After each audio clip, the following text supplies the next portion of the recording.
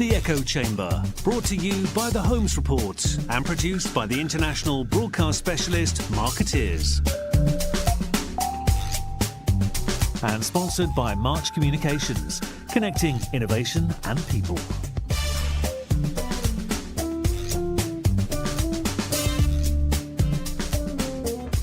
Ladies and gentlemen, welcome to the Echo Chamber after a slow news weekend. Very glad to welcome Paul Holmes onto the show. Paul, where were you when Sir Martin Sorrell resigned? I was in, predictably enough, seat 11K on a Virgin flight from LA to London. Oh, you were mid-air? Yep, mid-air. Okay, so you didn't land to this momentous outpouring of, well, all kinds of reactions, really. There's I think, grief in some quarters. There's adulation. There are some people are quite happy to see Sir Martin's professional demise. How surprised were you by this turn of events? Well, not especially. I think the writing was on the wall when the internal investigation was launched, and at that point, it seemed to me more likely than not that it would end in his departure. You know, the internal caveats about the amounts involved being not material. It seemed to me that it was, if not quite inevitable, at least highly likely at that point. I think it came a little more abruptly than I'd expected. Just a little bit. But if you rewind, say, to 12 months ago, or even more recently than that, it's hard to envisage that this would be how the Martin Sorrell era ended. I think we all knew that there would be bloodshed. He never looked like he was going to give this thing up voluntarily. But I'm guessing you didn't think it would happen in this manner. This seems quite a bleak ending.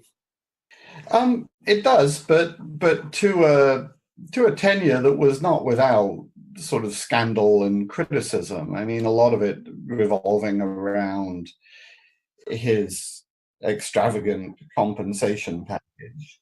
But no, I didn't think it would.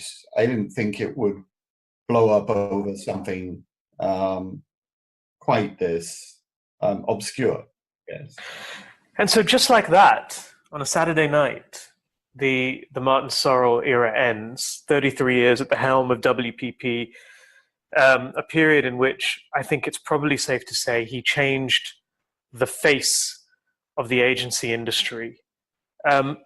Coincides quite neatly with your own career covering this industry.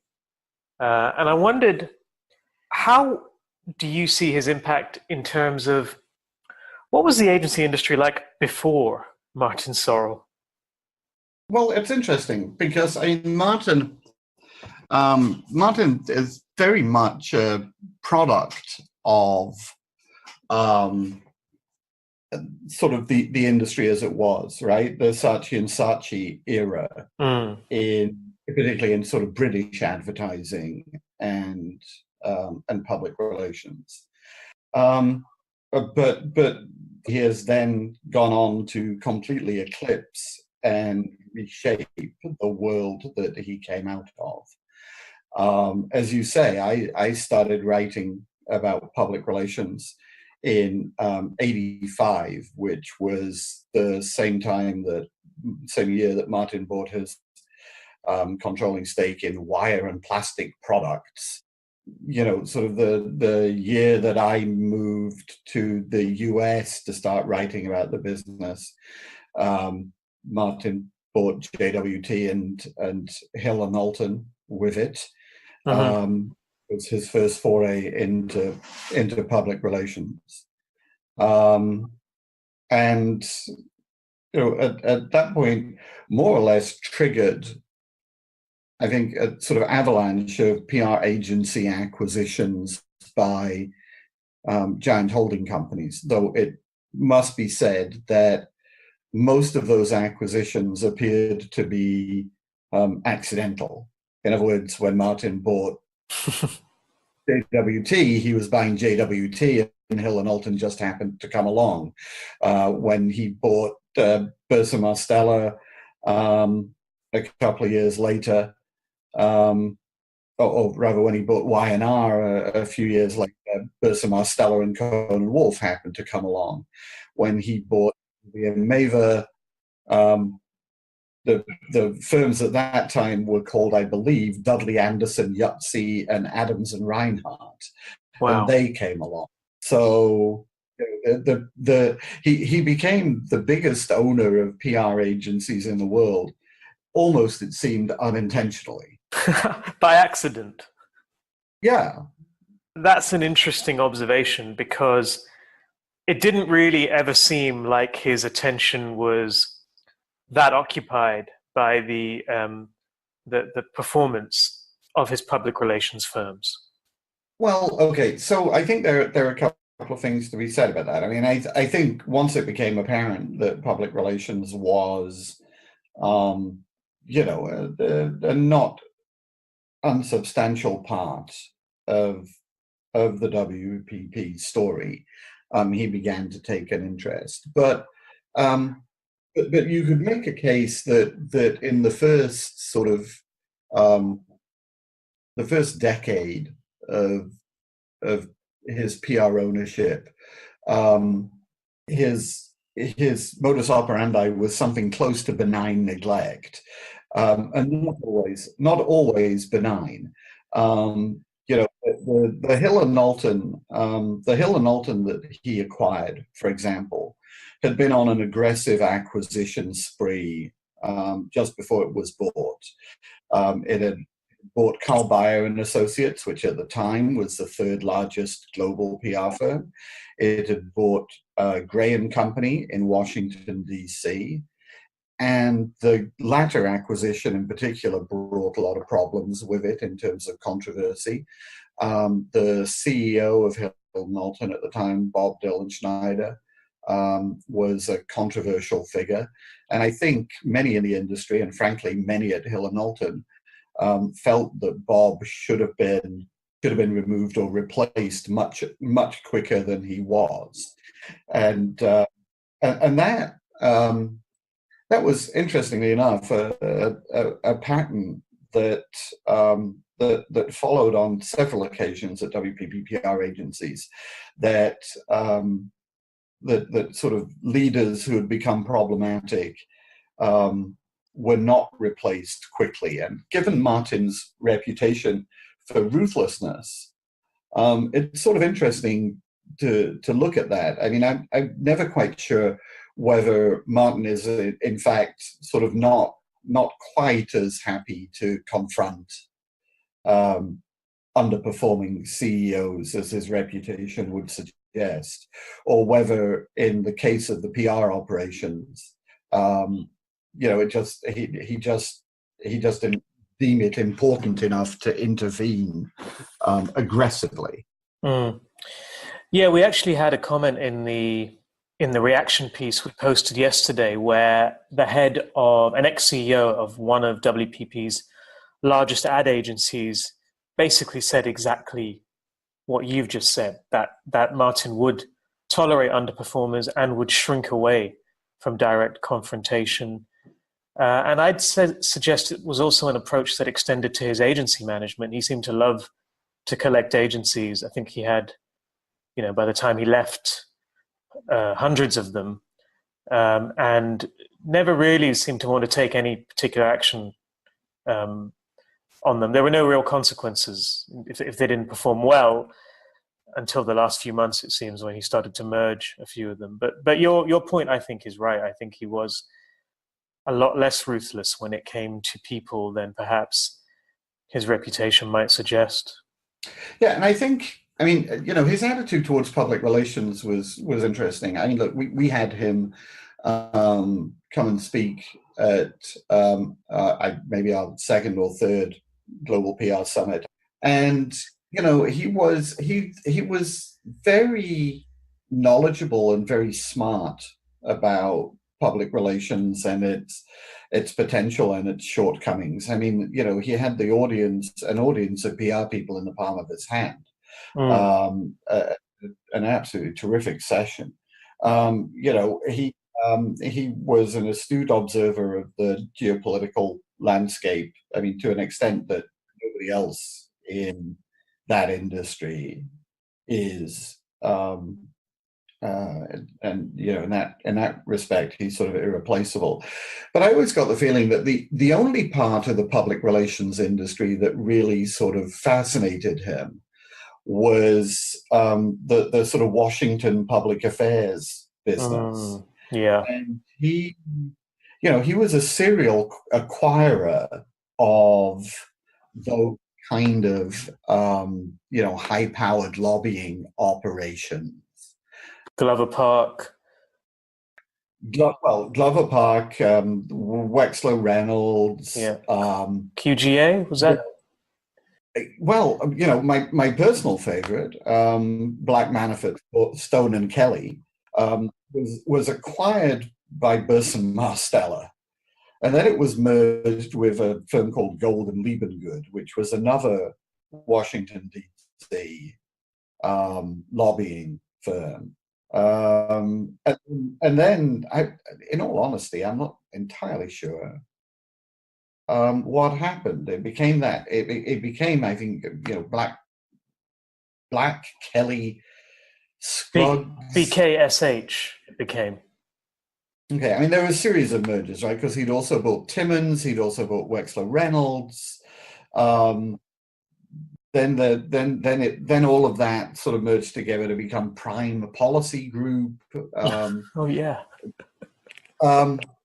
mean, sort of fascinating to link Martin to Charles Black and Manafort and Roger Stone and all of the guys who were making headlines. But no, I mean, he loved that, and you could see it in the CEOs he appointed to Burson Marsteller and Hill and Knowlton, right? I mean, he pulled people, Howard Pastor, Mark Penn, Don Baer, Jack Martin, another public affairs firm that he acquired, obviously Public Strategies.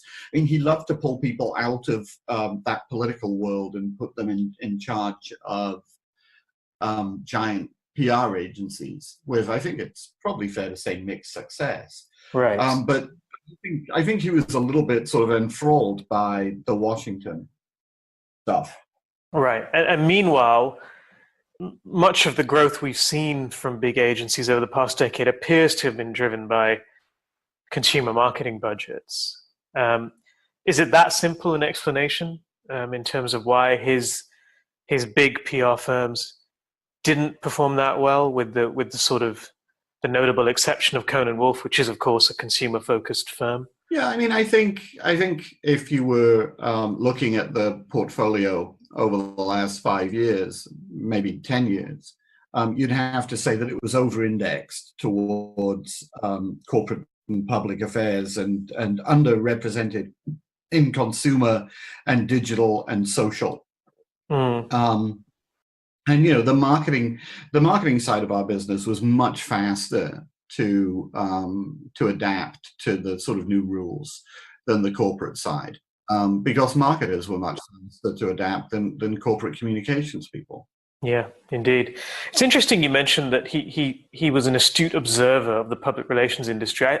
I always thought, he was brilliant on stage and he could talk about digital and data and the areas where the PR industry needed to go. But if you ever had an interview with him and asked him questions about his agency performance, his PR agency performance specifically, it definitely felt like he was out of his comfort zone and would rather be talking about his big ad agencies or media agencies, or indeed his research or data businesses. I mean, did you find that phenomenon as well when you spoke to him? Yeah, but I always felt that was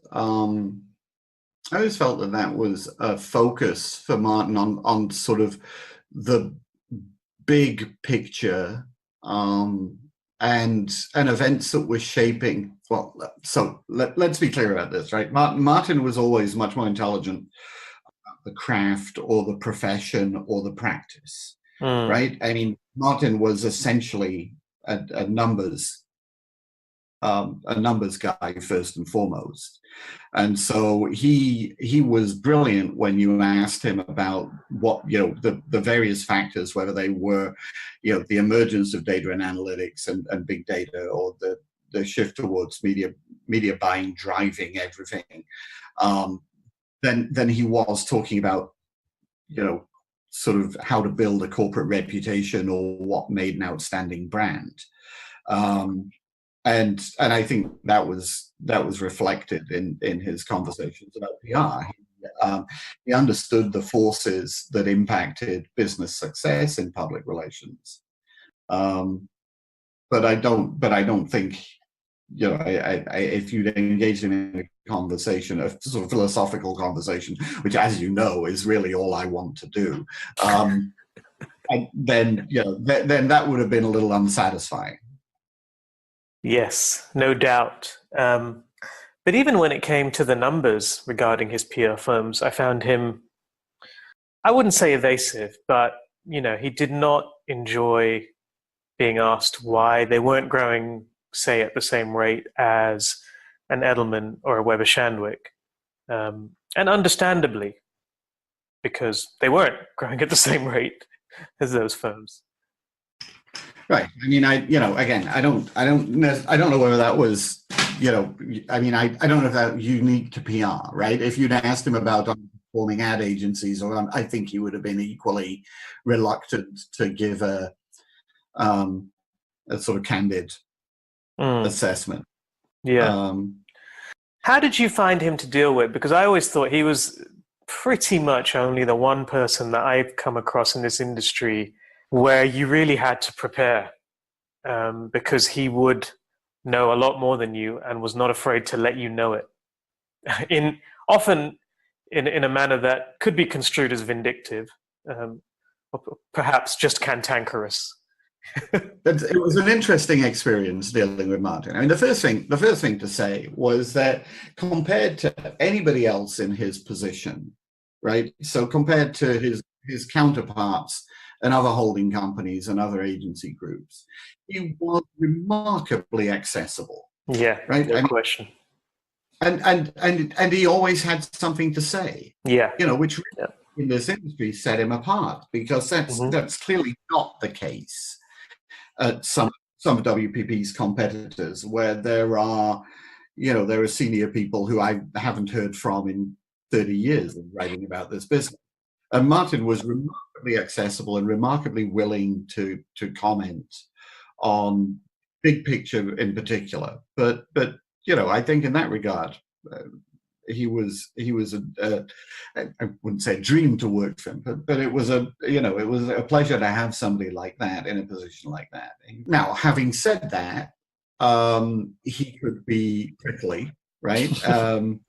If he didn't have having made himself accessible, he didn't have a lot of patience for what he perceived to be stupid questions. I think that his definition of stupid expanded to include anything that was mildly critical of WPP. Having said that, I had two, I'm thinking now of two very different experiences I had with him. So the first was when I asked him about why he had kept on. This was probably a couple of years after Dylan Schneider had moved on from Hill and Knowlton, and I asked him a couple of questions one time about sort of why he'd stuck with him so long. And he was quite candid that he should have moved earlier, and actually didn't seem at all put out by the question. On the other hand, if you ever challenged him, as I occasionally did, on this notion of horizontality, which is both a horrible word and, I think, a bad concept, then he could be fairly prickly. Tried to make you feel as if you understood far less than he did, which, by the way, is entirely possible. I think in many cases it was probable, because ultimately, especially when it came to WPP, facts and figures, you weren't going to know them as well as he did. No. I like you said, he could be tough, but he gave great copy, and he always had one eye on the headline. He knew exactly what to say in order to get those headlines, and he would know as he was telling you. I can remember times where he would, from the stage, he'd wink because he knew he'd delivered your next headline. I don't think he was. I don't think he was relentlessly media trained. I think he was just one of those guys who instinctively got that. He did, and it's vanishingly rare amongst that ilk of business leader. I mean, even amongst CEOs at lower levels, it's they are far more keen on shutting down a potential story and making it as bland as possible than on saying anything provocative.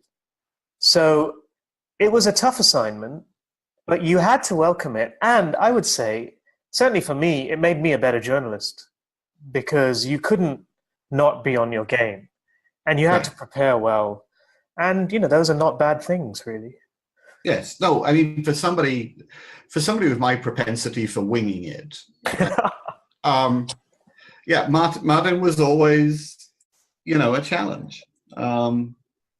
Which is not, which I say, with pleasure. It was always fun to interview him because you had to bring your A game, as you said. Do you think he made companies and senior clients and the business world in general take agencies, specifically, of course, advertising, PR, and media agencies? Do you think he made them take agencies more seriously? Absolutely, in the business sense, yes. I mean, your first question, I think, as we started this discussion, was about how the business changed because of Martin. Look, I remember when I started writing about public relations. There were in the UK two very distinct camps. And one of those camps was led by what I would call the PR establishment at the time, the people who were highly placed in the Institute of Public Relations or the Public Relations Consultants Association, who viewed public relations as a profession and almost gave the impression that the business side of public relations was a little bit sort of dirty and unbecoming, that as professionals, they should be focused on being professional, not on making money. And on the other side, there were people like Martin and to be fair, probably just as significant in the context of the UK PR business at the time, Peter Gummer or Peter Chadlington, as he is now. Yes. Who were very focused on the financial side of the business. At the time, all of those who were focused on the business acted in a professional manner because you couldn't make money if you weren't professional. Whereas all of those who were advocates of the profession knew nothing about running a business. And obviously the business guys won out. I mean, I remember outrage when Peter Gummer gave this speech saying that, he thought all PR agencies ought to make a 20% profit margin. And God, that's so vulgar. Can we not discuss this stuff on our podcast? I feel like we're this is really lowering the tone, Paul. I mean, it was. But seriously, that was a thing, and it's not a thing anymore, right? Nobody believes that PR agencies shouldn't make money, or indeed shouldn't talk about making money. I mean, so it helped. That kind of the Martin Peter sort of business focus, I think, yes, helped everybody take what we do seriously as a commercial enterprise. So there's no doubt he really did change the face of the entire industry. Now, people who are cheering his demise, Should they be a little careful what they wish for? Isn't there a risk here that the sun is setting on the kind of idea that the big agencies' rise is inexorable? Well, okay. Do we? I mean, do we think that's a bad thing? But no. Look. I think that there were a lot of challenges to the WPP model, or the holding company model in general, before this happened. Right? We've spoken about them before. We've talked about. We've talked about why we think mid-sized firms are outperforming giant global agencies. We've talked about the importance of nimbleness and flexibility in this environment. And we've talked about the fact that being part of a publicly traded company makes life quite difficult for PR agencies in times of rapid change. I think all of those things are true. So all of those changes were apparent before this. Has this removed from the game one of the handful of people that were best able to navigate that environment? I think that's possibly true.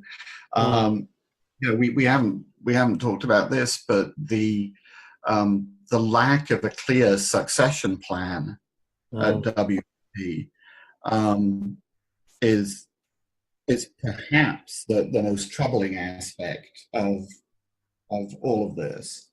Yeah. I think it is the end of an era, and it leaves a gap as well. I mean, Martin was not just the spokesperson for WPP; he was the spokesperson for our entire segment of the economy. So, I think it's the end of an era. Martin was a spokesperson not only for WPP, but for our entire segment of the industry. The marketing services industry, the advertising industry, the public relations industry, and I don't see anybody who is willing or capable of stepping up to fill that role. And I do think it's an important role. I think, as you said, there are too many CEOs who keep their heads down and don't want to say anything newsworthy or notable. And the industry's diminished when we lose one of the few people who is willing to do that. Meanwhile, lots of chatter now in terms of what happens next to WPP. Analysts suggesting it could be broken up, which seems to me to be quite a difficult thing to accomplish. I would suspect, though, that it is an attractive acquisition target, as it has been, I think, for some time for the likes of an Accenture or whoever, especially given the way that the WPP share price keeps decreasing. But in terms of replacing Martin, that just seems impossible, right? They're never going to be able to replace, in terms of a like for like, in terms of someone who had that level of mastery over every detail in terms of what was going on within WPP. But maybe that level of control wasn't always a good thing. What do you think? Oh, boy. I think an enterprise of that size requires highly skilled leaders at every level, right? And I think, I don't have insight into how WPP was run on a daily basis. I suspect that Martin had more control or more influence than the average CEO, but I also suspect that there were a lot of people there keeping the trains running on time, or whatever the appropriate metaphor is. And so, it's easy to sort of create this idea of an all-seeing, all-powerful leader. But I'm not sure that that's the reality, if that makes sense.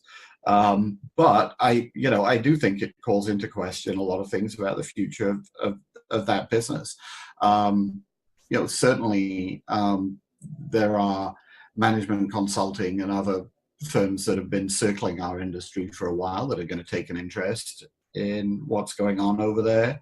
How much of WPP they would actually find useful and how much they would find extraneous to their requirements going forward is an interesting question.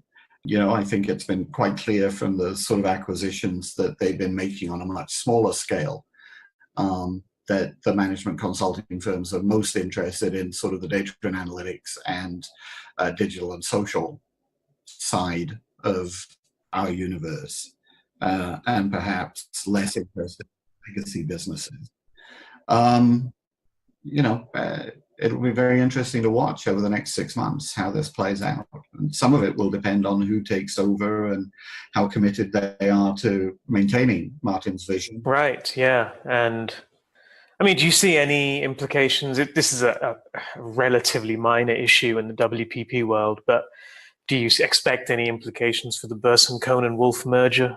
I think that's incredibly difficult to walk back at this point. I'm not sure that they have any option but to press on. I think the toothpaste is out of the tube, as it were, and so the Colgate tube. Yes, and I'm not saying that as a bad thing, right? I mean, I think Donna deserves her chance. Yeah, I suspect they'll push forward with that. Okay, well. And it will also, I think, be very interesting to see what Martin does next, because, as you know, he's 73, has shown zero sign of slowing down, is as good, if not better than he was, let's say, 20 years ago. Certainly looks like he's in better shape. No, I'm sure that there is some wire basket manufacturing company out there with a alarmingly low share price and no real business model that could, over the next 25 years, be turned into one of the marketing services world's giant holding company businesses. All right. Thank you so much, Paul. Thanks. And of course, you can follow all of our Martin Sorrell coverage on our website. There's a lot of stuff out there. In fact, there's a lot of good journalism out there in general. I have been really impressed with a lot of the stuff I've read out there. And also, as it probably goes without saying, quite unimpressed with a lot of it too. But there you go. Thank you.